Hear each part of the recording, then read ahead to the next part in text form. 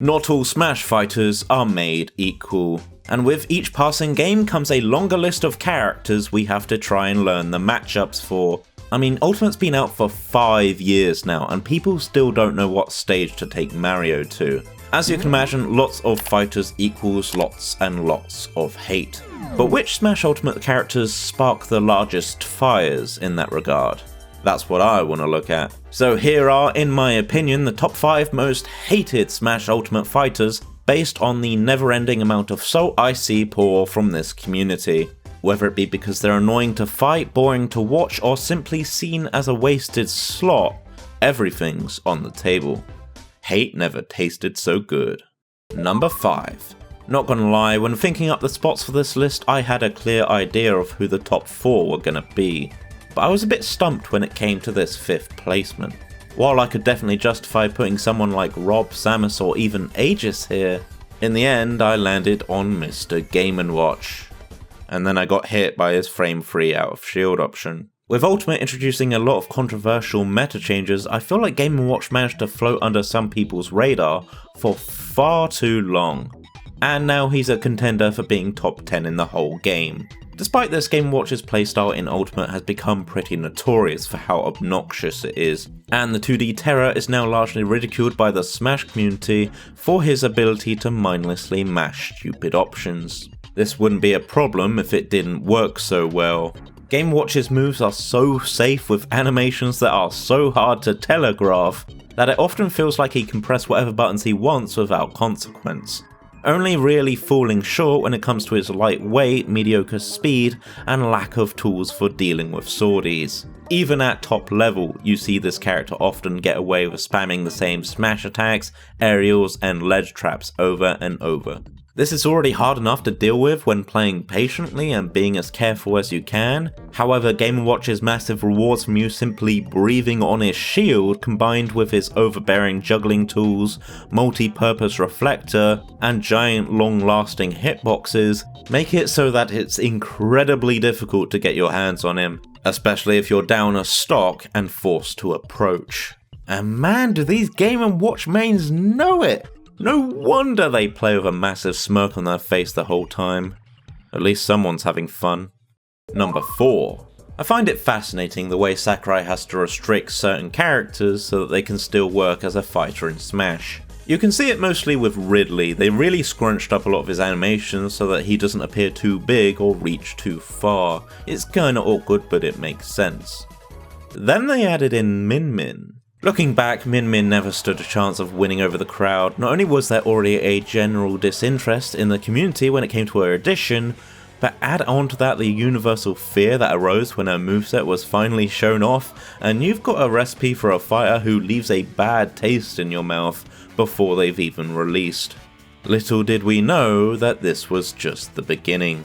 I think the final nail in the coffin for poor old Min Min was when she first became playable, and we all soon found out that she was fucking boring. With all these other characters, you've got at least 1 or 2 things that make them unique or interesting in some way, even if it's for the complete wrong reasons. In Min Min's case, however, I can't really think of such a saving grace. Pretty much being the fighter with the least amount of moves, several of which just being her arm, Min Min plays a straightforward game of walling out her opponents, making sure none come near her. I call her the germaphobe because she likes to keep everyone at arm's length. The problem is just how unfun this is, even if you play a character with good airspeed like mine.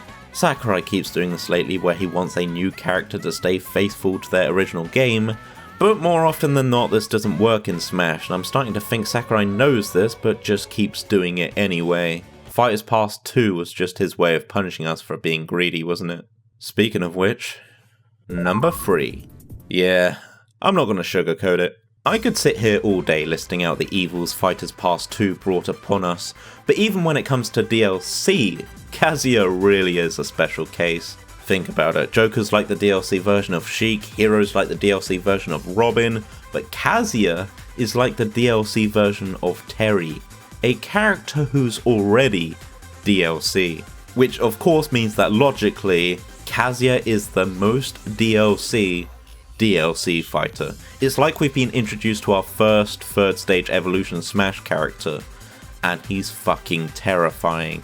Putting aside the fact he is arguably the single best move in the whole game, Kazuya is an absolute beast of a character, with combos, kill confirms, and even 0 to deaths up the arse. I mean, like, literally, he literally uppercuts your whole barrel system. To put things bluntly, Kazuya's just overwhelmingly overtuned, with his strengths and weaknesses being far too extreme to the extent where he'll either have to chase you for a whole game, or get his hands on you just once before everything cuts to black, and all you hear is, ha ha ha, Kazuya Mishima. To be fair, unlike the other characters on this list, I feel like there's actually a fair amount of people who find Kazuya to be pretty entertaining from a spectator point of view for this reason. Almost as if he's so powerful in a way that it's amusing just how easily he can turn the tables on his opponent and fuck their shit up. Having to fight a decent Kazuya yourself, however, is one of the scariest feelings in Smash. And it never quite feels like you're winning when he's just a few button presses away from stealing a stock at 0. Pretty funny to me though, I won't lie. I don't remember the last time Min Min made me laugh. Number 2. If there's one character who can't hide in the shadow of Fighters Pass 2, it is and always will be Sonic the Hedgehog. Yo. Did he just spin dash? Ever since his debut in Brawl, Sonic has had a hard time dodging hate. Despite being a fan favourite video game character, in Smash he's unfortunately been reduced to annoying blue ball. Every single game. Even in the meta, Sonic always manages to sneak his way back into top tier by having one thing and one thing only: speed. The problem with his speed is that it makes it far too easy for him to simply avoid interaction. Because of this, he's developed a hit and run playstyle that allows him to control the pace of any matchup once he's gotten the lead. This gameplay has inevitably caused Sonic's downfall popularity wise, and has crowned him the king of timeouts. And bro's been memeing fast ever since. With insane speed, a fast up special, and spin dashes for days, unfortunately this defensive strategy is just the optimal way to play him, and anyone who tells you their Sonic is different is a fucking liar. Add on to that a frame 2 air dodge, obnoxious homing attack, and forward smash so strong and spammable that it sends you to fucking Minecraft, and you've got a character who really rubs people the wrong way. And on top of everything, there's really no way of significantly changing him without it feeling like Sonic anymore. Dude's 2 most iconic features are his speed and spin dash, and both are trapping him in this limbo state, preventing him from ever being changed. I mean, Lord knows they ain't gonna revamp his whole moveset, so Sonic may always remain a hated top tier with a lame playstyle. And even more so online, where he's arguably the best character in the whole game. But there is one other character I think people hate more. Number 1. I think we all saw this coming. In Brawl we had Meta Knight, in Smash 4 we had Bayonetta, and now in Ultimate we have Minecraft motherfucking Steve. Steve really is what would happen if you took your average Smash character and put them in creative mode. This man is the pinnacle of all things controversial in Ultimate, and it's not even close. Insane combos, ridiculous frame data, comical kill power, amazing tech, Looney Tunes level setups, upgradable tools and weapons, blocks that can be spawned almost anywhere, a command grab projectile, a glide recovery, this fucking up tilt. There's a reason why so many people want this character banned and why so many tournaments have banned him. If Kazuya is DLC Terry, then Steve is Pac-Man on crack. Fighting Steve is like trying to chat up a girl who's asking no follow-up questions. You gotta put all the effort in, and you gotta do it before they get diamond and kill you at 40. Steve is just that guy. If Min Min is keeping you at arm's length with a mask and pepper spray at hand, then Steve is building an underground bunker while filing a restraining order against you. It's no wonder then that people refer to him as the fighter who killed Smash, hiding behind walls and walls of blocks while he digs your own grave. It still astounds me that Steve is not only in this game, but that he's fucking running it. easily ranking as the #1 best character in Ultimate. I mean, all you have to do is hop on Twitter for a few minutes and you can see firsthand all the pain and suffering he causes. It's quite fitting if you think about it, and it's not hard to find this whole Steve situation pretty damn hilarious from a spectator point of view. Steve is living in people's heads rent-free. Minecraft fucking Steve. No way would we have seen this coming 5 years ago.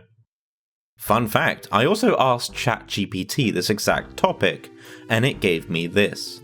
Honestly, 2 out of 5 ain't bad, even if this data is 2 years old for whatever reason.